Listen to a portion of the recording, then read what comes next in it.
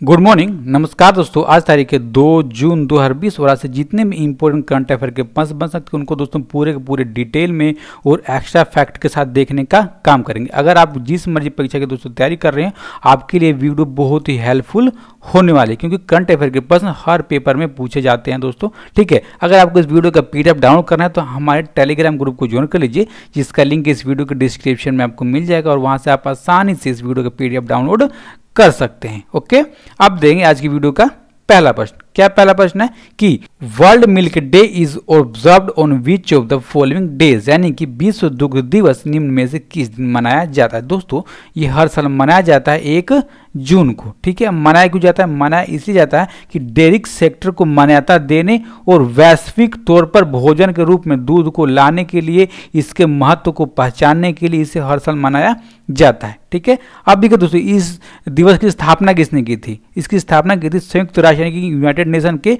खाद्य और कृषि संगठन ने इसकी स्थापना की थी। पहली बार कब इसको मनाया गया था? तो दोस्तों पहली बार इसको 2001 में मनाया गया था और अब की बार इसकी कौन सी वर्षगांठ है? तो 20वीं वर्षगांठ है, यानी कि 20वीं बार 2020 में मनाया जा रहा है अब की बार। ठीक है, अब देखिए इससे जुड़ा हुआ दोस्तों एक इसकी थीम है, विषय आपको बहुत अच्छी तरह याद हो जाएगा, पेपर में पूछा भी जाएगा दोस्तों। अब की बार की थीम क्या है इसकी? तो 20th anniversary of milk world milk day. ठीक है, याद कर लीजिए 20th anniversary of world milk day इसकी अब की बार की थीम है 2020 की। बहुत आसान है। अगला प्रश्न देखते हैं। Who launch India's national artificial intelligence portal, यानी कि भारत का राष्ट्रीय आर्टिफिशियल इंटेलिजेंस पोर्टल किसने लॉन्च किया दोस्तों? अब देखिए ये आईटी से के क्षेत्र से जुड़ा हुआ है, तो आप याद कर लीजिए कि भारत के दोस्तों कौन है? आईटी, कानून और न्याय और संचार मंत्री, ये हैं दोस्तों रविशंकर प्रसाद। उन्होंने इसको लॉन्च किया आर्टिफिशियल इंटेलिजेंस को, ये भारत का है। ठीक है, अब देखिए ये जो पोर्टल है, इस पोर्टल को हम खोलेंगे कहाँ से? तो खोलेंगे दोस्तों, एक वेबसाइट लॉन्च की गई सरकार की तरफ से ai.gov.in। आप अगर दोस्तों यहाँ पर लॉगिन करते हो तो आपको ये आर्टिफिशियल इंटेलिजेंस का कमाल दिख जाएगा। ठीक है, अब देखिए इसको बनाया किसने, इसको विकसित किसने किया? तो इसको बनाया दोस्तों संयुक्त रूप से बनाया गया आईटी उद्योग और इलेक्ट्रॉनिक्स उद्योग, इन दोनों साथ में मिलकर इसको बनाया है। ठीक है, अब देखिए दोस्तों लॉन्च भी कर दिया, बना भी दिया, तो इसको आगे समय तक इसको संचालित कौन करेगा? दोस्तों इस पोर्टल को संचालित करेंगे संयुक्त रूप से ही आईटी उद्योग से national association of software and services company. ठीक है, और दोस्तों उसके साथ में इलेक्ट्रॉनिक और आईटी मंत्रालय दोनों इसके साथ में इसको लंबे समय तक संचालित करने का काम करेंगे। ओके, अगला प्रश्न। Who was appointed as a CEO of FSSAI, यानी कि FSSAI के CEO के रूप में किसे नियुक्त किया गया है? दोस्तों ये नियुक्त किए गए अरुण सिंघल जी। किसके CEO बने हैं? तो FSSAI के CEO नियुक्त किए गए हैं दोस्तों। ठीक है, अब देखिए इनको नियुक्त किया गया, तो अभी इन्होंने कारोबार तो संभाला नहीं है, तो कहाँ पर काम कर रहे हैं प्रेजेंट टाइम पर? दोस्तों एक काम कर रहे हैं वर्तमान में स्वास्थ्य और परिवार कल्याण विभाग में विशेष सचिव के रूप में ये भी कार्यरत हैं। ठीक है, अब देखिए दोस्तों ये जगह किसका लेंगे जब ये CEO बनेंगे? तो दोस्तों ये जगह लेंगे CAG अयंकर जी का ये जगह लेने वाले हैं। ठीक है, आप देखिए सबसे इंपॉर्टेंट जो FSAI है इसका फुल फॉर्म क्या होता है, पेपर में पूछा जाता है दोस्तों। आप याद कर लीजिए भारतीय खाद्य सुरक्षा और मानक प्राधिकरण, एक बार सुनिए, भारतीय खाद्य सुरक्षा और मानक प्राधिकरण इसका फुल फॉर्म है। अब देखिए दोस्तों ये काम क्या करता है? देखिए इसका काम यह है कि भारत में जितने भी खाद्य से जुड़े हुए जितने भी नियम होते हैं, रूल होते हैं, वो ये बनाएगा और किस पे कैसा लागू होगा ये भी इसका काम है, और निगरानी भी करना कि वो कोई इसको नियम का पालन कर रहा है कि नहीं कर रहा है। ठीक है, और उसके साथ में जो भी फसल होता है उसका खरीदना, उसको बेचना और उसके साथ में उसका भंडारण करना, ये सारा का सारा काम FSSAI का होता है दोस्तों। ठीक है, अब देखिए ये किस मंत्रालय के अंदर में आता है, किस मंत्रालय के अंदर में काम करता है? तो याद कर लीजिए स्वास्थ्य और परिवार कल्याण मंत्रालय के अंदर में ये आता है। बहुत इंपॉर्टेंट प्रश्न है दोस्तों। ओके, अगला प्रश्न। कोविड-19 become the first state to produce 1 lakh beds for patient, यानी कि कोविड-19 रोगियों के लिए 1 लाख बेड तैयार करने वाला पहला राज्य कौन सा बन गया? दोस्तों ये पहला राज्य बन गया है उत्तर प्रदेश। क्या किया इसने? तो 1 लाख बेड तैयार किया है कोविड-19 के लिए। ठीक है, अब देखिए जो ये बेड तैयार किया गया दोस्तों, ये पूरा का पूरा उत्तर प्रदेश के 75 जिलों के लिए तैयार किया गया, इसमें कोई सा जिला छोड़ा नहीं गया है। ठीक है, अब देखिए इस जो बेड है इनको 3 लेवल पर लॉन्च किया गया है। लेवल का नाम क्या दिया गया है, तो लेवल 1, लेवल 2 और लेवल 3 दिया गया है दोस्तों। अब देखिए जो लेवल 1 और लेवल 2 जो बेड है वो उन लोगों के लिए हैं जो कम ग्रसित हैं कोविड-19 से दोस्तों, उनके लिए। और लेवल 3 वो है जो गंभीर रूप से पीड़ित है कोरोना वायरस है, ये उन लोगों के लिए, ठीक है। अब देखिए इसमें क्या नया दिया गया है, तो क्या अच्छा खासियत है इसमें, तो खासियत ये दोस्तों कि इस बेड को वेंटिलेटर का सपोर्ट दिया है और उसके साथ साथ में अगर किसी व्यक्ति को डायलिसिस करने की जरूरत पड़ेगी तो डायलिसिस भी इस बेड पर आसानी से किया जा सकता है। और इसमें ICU की सुविधा भी दी गई है, ठीक है, याद कर लीजिए। अब जानते हैं दोस्तों उत्तर प्रदेश के बारे में इंपॉर्टेंट फैक्ट पेपर में लाभदायक होते हैं। क्या है, तो उत्तर प्रदेश की राजधानी क्या है, तो लखनऊ, और इसके चीफ मिनिस्टर योगी आदित्यनाथ जी तथा इसकी गवर्नर है आनंदीबेन पटेल। और इससे पहले दोस्तों ये मुख्यमंत्री थी गुजरात की। ओके, पार्लियामेंट में कितनी सीटें हैं, तो राज्यसभा की 31 और लोकसभा की 80 सीटें हैं, ठीक है। अब देखिए राज्य कब बना था, इस गठन कब हुआ था, तो 24 जनवरी 1950 इसको राज्य के रूप में गठन हुआ था। किस हाई कोर्ट के अंडर में आता, तो इलाहाबाद हाई कोर्ट के अंडर में आता दोस्तों। अब देखिए एक प्रश्न यहाँ से भी याद कीजिए कि जो इलाहाबाद दोस्तों शहर है उसका नाम बदलकर प्रयागराज कर दिया गया, लेकिन जो ये हाई कोर्ट है इसका नाम बदला नहीं गया। इस हाई कोर्ट का नाम है इलाहाबाद हाई कोर्ट, याद कीजिएगा, ठीक है। और इलाहाबाद हाई कोर्ट के पढ़ने के चीफ जस्टिस यानी कि मुख्य न्यायाधीश कौन है, तो गोविंद माथुर। अब देखिए जो उत्तर प्रदेश है इसका राजकीय पशु क्या है, बारहसिंघा। आपने देखा होगा। राजकीय पक्षी है सारस, पानी में रहता है, लंबे चोंच वाला। पेड़ है इसका अशोक, फूल है पलाश, नृत्य यानी कि डांस है कथक। बहुत इंपॉर्टेंट दोस्तों, कथकली और कथक में बहुत लोग कंफ्यूज होते हैं। खेल है फील्ड हॉकी। ओके, अगला प्रश्न, केंद्र ने छोटे व्यवसायों और कुटीर उद्योगों के लिए मुद्रा शिशु ऋण योजना के तहत कितने करोड़ रुपए की राशि आवंटित की है। दोस्तों ये राशि आवंटित की गई है 1500 करोड़ रुपए की राशि आवंटित की गई है।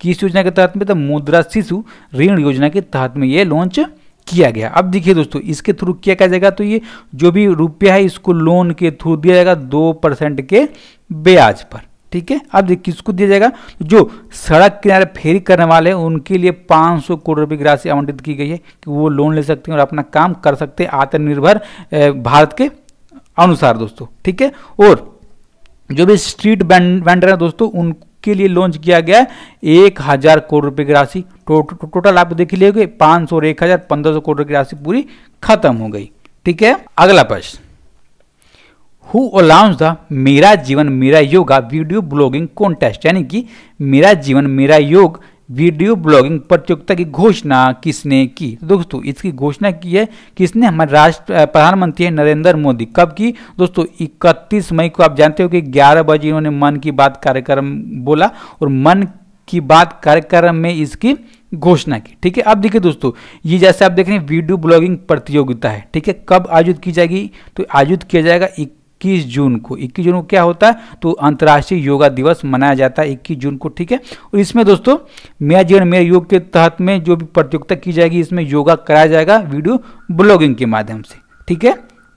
अब देखिए दोस्तों जो अब की बार का योगा कार्यक्रम होगा ये कौन से नंबर का होगा, तो 6ठे नंबर का योगा का कार्यक्रम होगा, कि 6ठे बार इसका आयोजन किया जा रहा है, ठीक है। अब देखिए जो इस प्रतियोगिता को कराया कौन, तो इस प्रतियोगिता कराएगा आयुष मंत्रालय और ICCR मंत्रालय इसको कराएगा, ठीक है। और इसमें बताया कि योग बहुत ज़्यादा जरूरी है अपनी प्रतिरोधी क्षमता बढ़ाने के लिए और निरोग रहने के लिए, दोस्तों इसको महत्व को भी बताने का काम किया जाएगा, ठीक है। अगला प्रश्न, केंद्र सरकार ने वर्ष 2020-21 के लिए असम के लिए जल जीवन मिशन के तहत कितने करोड़ रुपए मंजूर किए हैं। दोस्तों ये मंजूर किए गए हैं 1407 करोड़ रुपए जल जीवन मिशन के तहत असम राज्य के लिए, ठीक है दोस्तों। अब देखिए जल जीवन मिशन है इसको पिछले साल हमारे देश के प्रधानमंत्री कौन है, श्री नरेंद्र दामोदर दास मोदी, उन्होंने इसको लॉन्च किया था, ठीक है। अब देखिए जो जल जीवन मिशन है इसके अंडर में किया क्या जाता है, तो इसके अंतर्गत में जो भी ग्रामीण इलाके होते हैं उनमें दोस्तों 24 घंटे स्वच्छ पानी नल के थ्रू उनके घरों में पहुंचाने का काम किया जाता है, ठीक है। अब देखिए असम को मिले हैं 1407 करोड़ रुपए, ठीक है। कितने लोगों को इससे लाभ होगा, तो 63 लाख घरों को इससे लाभ होगा, ठीक है। अब देखिए इसमें कितने परिवार आ जाएंगे, तो 13 लाख परिवार इसमें दोस्तों लाभ उठा सकते हैं। अब देखिए, मैंने कल की वीडियो में बताया था कि 445 करोड़ रुपए जल जीवन मिशन के तहत ही छत्तीसगढ़ सरकार को दिए गए, यानी छत्तीसगढ़ राज्य को दिए गए। ठीक है दोस्तों, अब देखिए 1832 करोड़ रुपए दिए गए जल जीवन मिशन के तहत ही किस सरकार को, तो बिहार सरकार को दिया गया। दोस्तों आप याद कीजिए, सारे सारे फैक्ट बहुत इंपॉर्टेंट है। आप जानते हैं हम असम के बारे में। तो दोस्तों असम, इसकी राजधानी कहाँ है, तो इसकी राजधानी है दिसपुर। जो आपको इमेज में ये लाल लाल दिख रहा है दोस्तों, यही है असम। ठीक है, यहाँ पे काजीरंगा नेशनल पार्क बहुत इंपॉर्टेंट है। चीफ मिनिस्टर है सर्बानंद सोनोवाल, तथा इसके गवर्नर कौन है, जगदीश मुखी, तथा इसके पार्लियामेंट में कितनी सीटें हैं, राज्यसभा की 7 और लोकसभा की 14 सीटें। ठीक है, अब राज्य कब बना था दोस्तों, 26 जनवरी 1950 को राज्य बना था। किस हाई कोर्ट के अंडर में आता, तो गुवाहाटी हाई कोर्ट के अंडर में ये आता है। और इसका डांस क्या है दोस्तों, राजकीय डांस तो बिहू, बहुत इंपॉर्टेंट है, पेपर में अधिक से अधिक पूछा जाता है। इसका राजकीय जानवर है काजीरंगा। और दोस्तों काजीरंगा नेशनल पार्क भी है असम में, एक सींग वाले गैंडे के लिए मशहूर है। ठीक है, राजकीय बर्ड क्या है, पक्षी क्या है, तो व्हाइट बिलवुड डक, यानी कि बत्तख होते हैं। फूल है दोस्तों लार्सन ऑर्किड। वृक्ष है यानी पेड़ है होलिंग वृक्ष।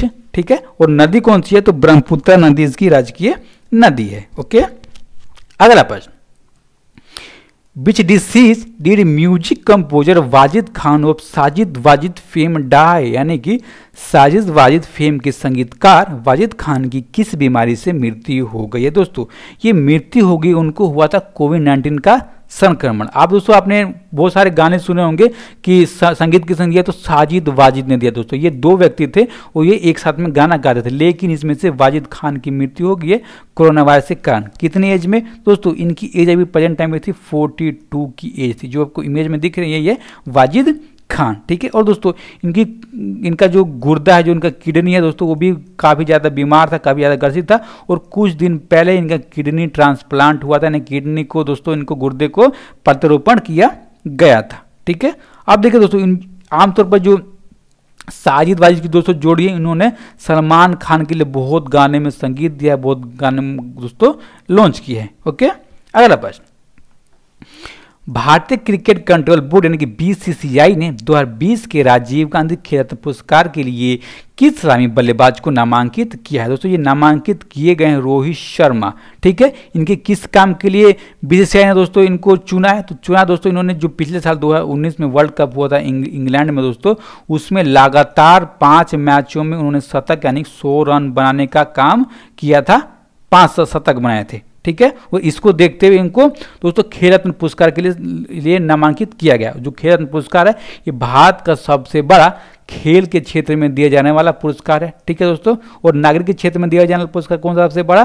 तो भारत रत्न। ठीक है, अब देखिए दोस्तों, अब अर्जुन पुरस्कार के लिए भी कुछ नाम नामांकित किए गए हैं। वो नाम कौन से हैं, तो ईशांत शर्मा, शिखर धवन और दोस्तों एक दीप्ति शर्मा, उनको नामांकित किया गया है अर्जुन पुरस्कार के लिए बीसीसीआई की तरफ से। ठीक है, अब देखिए जो बीसीसीआई इसके प्रेजेंट टाइम के अध्यक्ष कौन है, तो अध्यक्ष दोस्तों सौरभ गांगुली, इनको अब जानते ही होंगे।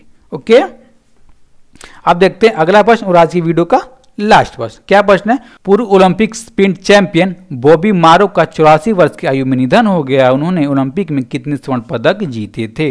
दोस्तों उन्होंने ओलंपिक में स्वर्ण पदक जीते थे 3। किस ओलंपिक में, तो 1956 के ओलंपिक में जीते। ये ओलंपिक कहाँ हुआ था, तो मेलबर्न में हुआ था दोस्तों। और दोस्तों एक ही प्रतियोगिता में दोस्तों 3 स्वर्ण पदक जीतने वाले 3 प्रतिस्पर्धा में दोस्तों ये करने वाले पहले खिलाड़ी थे। अब टोटल वर्ल्ड में 4 ऐसे खिलाड़ी हैं। कौन कौन से दोस्तों, तो एक ये भी है, इनको लेकर के मैं बोल रहा हूँ दोस्तों। पहले हैं Jesse Owens, Carl Lewis, Usain Bolt और बेबी मारू। ओके, अब देखिए दोस्तों इनको 1956 में ही स्पोर्ट्समैन ऑफ द ईयर से भी नवाजा गया था। कितना इंपॉर्टेंट है दोस्तों, आप इनको को याद कीजिएगा। ओके, अब हम देखेंगे जो हमने कल के वीडियो में प्रश्न पूछा था, बहुत इंपॉर्टेंट प्रश्न है। क्या पूछा था, किस मंत्रालय ने देखो अपना देश नामक वेबिनार श्रृंखला की शुरुआत की है। तो शुरुआत किसने की है, तो इसकी शुरुआत की है पर्यटन मंत्रालय ने इसकी शुरुआत की। अब देखिए किसने सही जवाब दिया, किन दोस्तों ने, तो दोस्तों ये विजय कुमार,